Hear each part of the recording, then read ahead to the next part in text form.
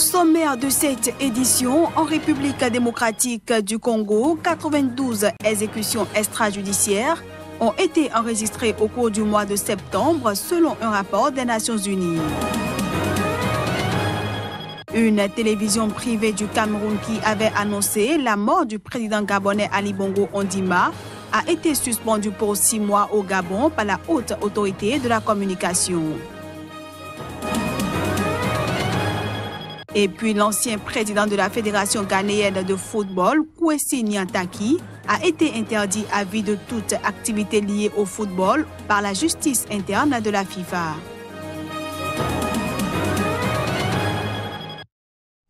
Voilà pour le sommaire. Bienvenue à tous. On démarre cette édition par la Tanzanie.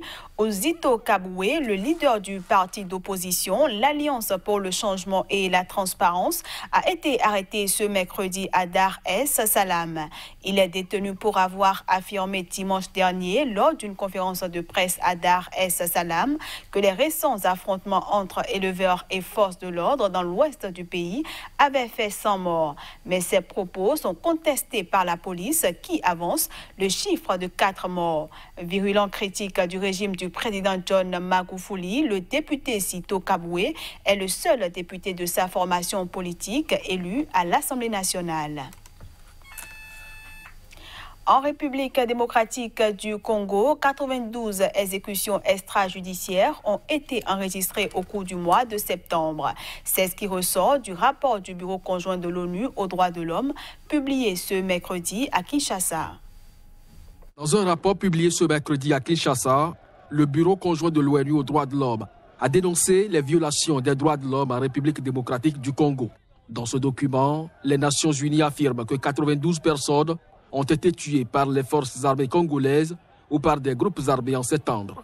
Les rédacteurs de ce rapport disent que les agents de l'État sont responsables de 52% des violations des droits de l'homme documentées dans les exécutions extrajudiciaires d'au moins 25 personnes.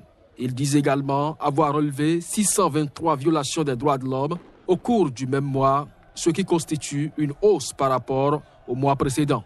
La majorité de ces exactions ont été commises dans les provinces affectées par les conflits armés dans l'est du pays. Depuis une vingtaine d'années, l'est de la RDC est en proie à une insécurité chronique.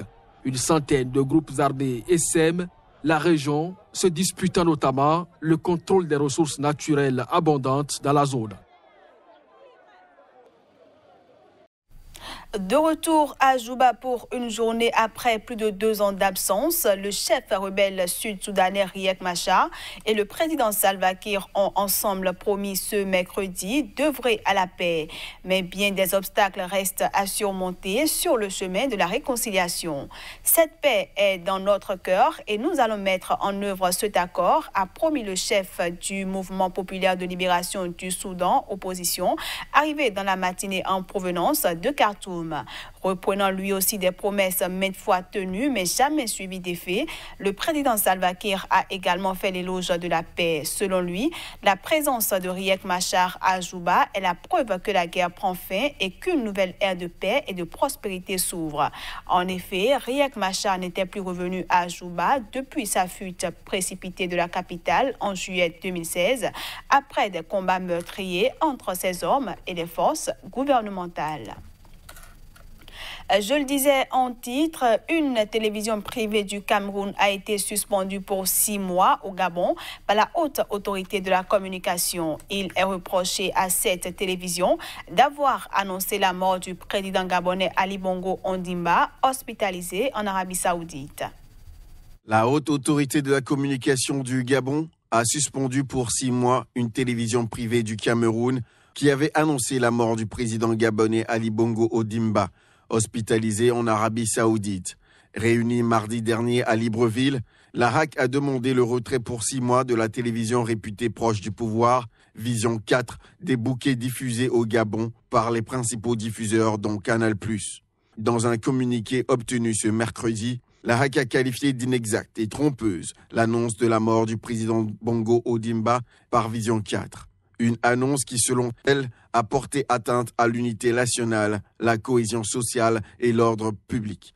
Selon le porte-parole de la présidence à Libreville, Le président gabonais, âgé de 59 ans, a été hospitalisé le 24 octobre dernier à Riyad à la suite d'un malaise. Les médecins qui l'ont consulté ont alors diagnostiqué une fatigue sévère due à une très forte activité ces derniers mois et lui ont prescrit un repos médical. Après l'annonce dimanche en direct par Vision 4 de la mort du président Bongo Ondimba, sans aucun élément de preuve, le porte-parole de la présidence avait appelé à la vigilance contre les fake news. En Côte d'Ivoire, le PDCI a appelé à une réforme en profondeur de la commission électorale indépendante. Selon le parti, l'un des 3 plus grands du pays, cette réforme devrait déboucher sur une institution crédible dominée par la société civile.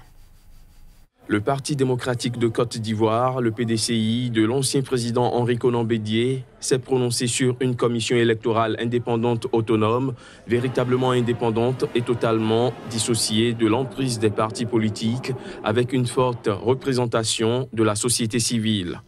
Selon la formation politique qui appelle à une réforme en profondeur de l'institution électorale, le président de la commission électorale ne doit pas faire de politique et personne ne doit avoir d'autorité sur lui. Le PDCI estime que les dernières élections locales, entachées par de nombreuses accusations de fraude, ont démontré que la réforme s'avère plus qu'importante pour aller vers une élection présidentielle libre et crédible en 2020.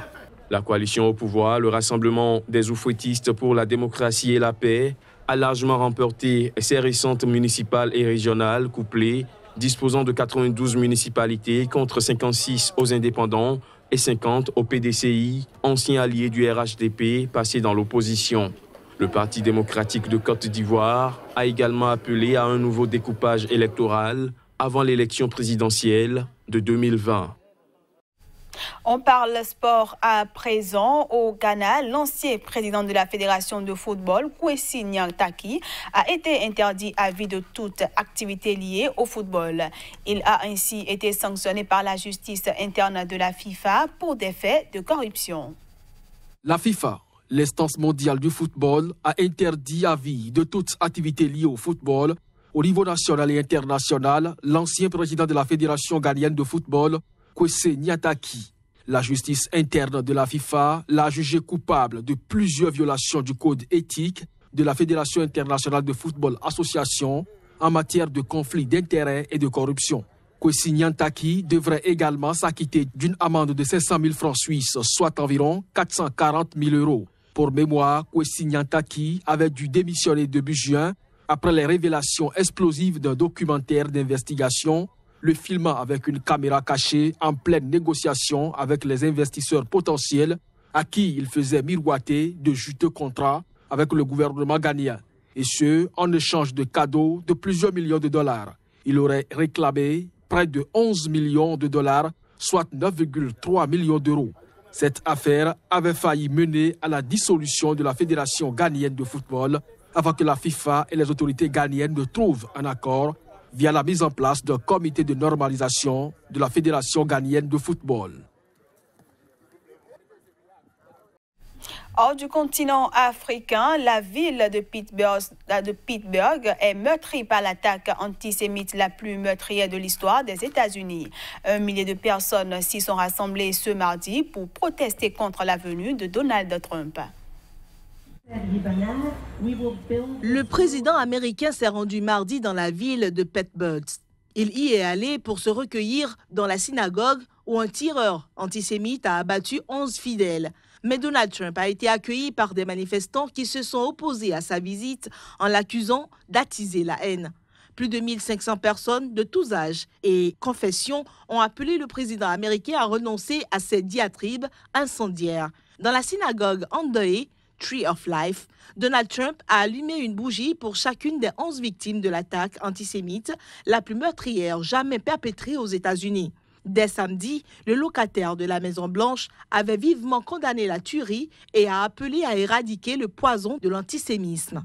Mais plusieurs voix lui ont reproché de désinhiber l'extrême droite avec ses discours enflammés. Voici le message qu'une organisatrice de la manifestation lui a adressé. Je cite, « La violence de samedi est une conséquence directe de votre influence.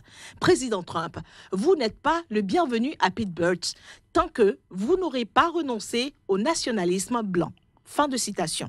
Le maire démocrate de Pittsburgh avait pour sa part conseillé au président de reporter sa visite pour laisser aux familles des victimes le temps d'enterrer leurs morts. Mais Donald Trump, selon la porte-parole de l'exécutif Sarah Sanders, voulait venir faire une preuve de respect au nom du pays entier. L'auteur du drame, Robert Burst, a été arrêté après des échanges de tirs avec les policiers.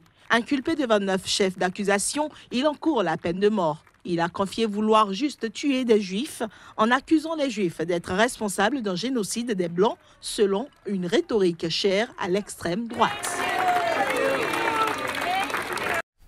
Pour finir cette édition, présumée irrégularité du transfert de Neymar au Barça, le magistrat espagnol qui devait juger le joueur international estime qu'il encourt jusqu'à 6 ans de prison. 3 juges doivent donc présider son procès. Ce rebondissement dans l'affaire de transfert de Neymar retient beaucoup l'attention. Le footballeur brésilien, ses parents, le président du FC Barcelone et son prédécesseur à la tête du club sont en attente de procès en Espagne. À la base, le présumé délit de corruption lors de son recrutement par le Barça en 2013. Par ailleurs, Bartomeu, Rosell et le Barça devront répondre du délit d'escroquerie, tout comme l'ancien club de Neymar au Brésil, Santos, et son ex-président Odílio Rodrigues Filho. L'affaire avait été déclenchée par une plainte du groupe brésilien 10, ancien détenteur d'une partie des droits du joueur, s'estimant lésé dans l'opération de transfert. D'après le juge en charge du dossier, pour l'accusation présentée par 10, la peine pouvant être imposée en principe à Neymar pourrait être de 4 à 6 ans de prison, selon une ordonnance. La peine encourue étant supérieure à 5 années, le juge considère que ce sont 3 juges qui devront présider le procès du footballeur. Il a donc saisi la chambre pénale de l'audience nationale, juridiction réservée aux cas ayant une importance nationale ou internationale. Dans la pratique, sa décision retarde encore davantage l'éventuel procès. En mai 2017, la justice espagnole avait conclu que Neymar devait être jugé, mais aucune date de procès n'avait encore été fixée. Ainsi prend fin cette édition que je vous remercie d'avoir suivi. L'information continue sur Sika TV.